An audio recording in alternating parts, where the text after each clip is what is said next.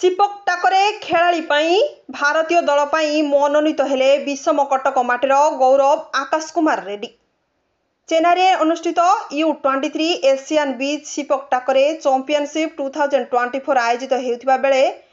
एथिपाई भारतीय दल पक्षरु खेलाड़ी तालिका प्रस्तुत सरी। तालिकार रायगड़ा जिला विषम कटक माटीर पुओ रेड्डी आकाश कुमार मनोनीत होती। एने सूचना मिलिबा परे परिवार वर्ग और आकाश को चारिआडु शुभेच्छार वार्ता मिलबारे लगी। सूचना अनुसार U23 एशियन बीच सीपक टाकरे चैंपियनशिप 2024 प्रतियोगिता चेन्नईर किंगडाओ सहर में सेप्टेम्बर 18 तारिख रु सेप्टेम्बर 23 तारिख जाए अनुष्ठित हेब। एने भारतीय दल सेप्टेम्बर 16 तारिख में चेन्नई जिबार कार्यक्रम रहिथिबा जणापड़ी। एने सीपक टाकरे एसोसिएशन ओडिशार जेनेराल सेक्रेटरी पृथ्वीराज साहू उपस्थित रायगड़ा जिला सीपक टाकरे एसोसिएशन तरफ मनोनीत युव खेलाड़ी रेड्डी आकाश कुमार शुभेच्छा जणाइछि। एही कार्यक्रम में देवी प्रसाद पट्टनायक, शिवराम नायक, शशि पट्टनायक, रवींद्र पंडा, समर साहू, मनोज प्रमुख उपस्थित रही। सीपक टाकर गोटे गेम आम ओडिशा रे आम रायगड़ा जिला अनुबंधित रायगड़ा जिलार यहाँ गोटे आसोसिएसन अच्छी जो आसोसिएसन मो पाखे जो मैंने बसुंत रघुनाथ पंडा अच्छा सभापति आपंकर देवप्रसाद पट्टनायक संपादक vice president summer Kumar Sahu संपादक पिंटू प्रधान सह संपादक शिवराम नायक सी अच्छा आमर सह संपादक शशि पट्टनायक अच्छा आम ट्रेजरर यही भाव में आम संघटा अच्छी रायगड़ा जिले में रायगड़ा जिले आमर प्रत्येक वर्ष ये सीपक टाकर खेलाड़ी मैंने अंशग्रहण करते राज्य प्रतियोगिता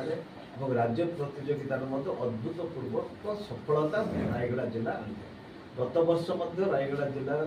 राज्य में जो स्टेट मीट होता प्रथम होता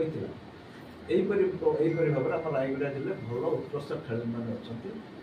बर्तमान गोटे खेल था आपे भारत टीम रे बर्तमान रायगड़ा जिलूर ओडिशा तरफ जड़े पिला आकाश कुमार रेड्डी सिलेक्शन होती जार सिलेक्शन चिठीटा आपण पाखे अवगत देवाई देखिए आम राज्य संघ तरफ बर्तमान आसी जो खेलटा अच्छी एशियन बीच सीपक टाकर चैंपियनशिप क्विंगो चाइना 18 तारिख रु 23 तारिख मध्य अनुष्ठित हम। मो बाँ पटे जे बस आकाश कुमार रेड्डी ये ओडिशा ओडिशा सिलेक्शन होती इंडिया टीम प्रतिनिधित्व कर आगामी 15 तारिख दिन से विषम कटक यात्रा आरंभ कर।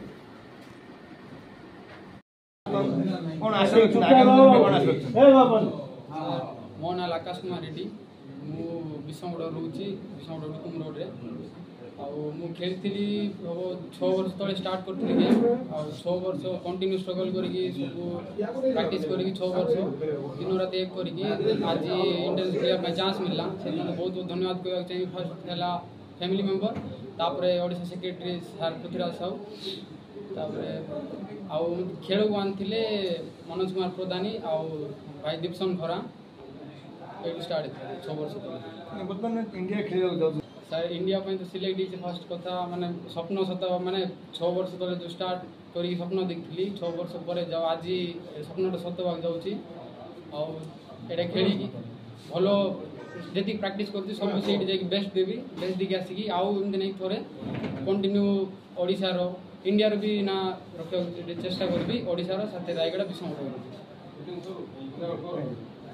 रायगड़ा जिलूर प्रतिनिधि Dhabaleswar Patri report times news India सच की आवाज।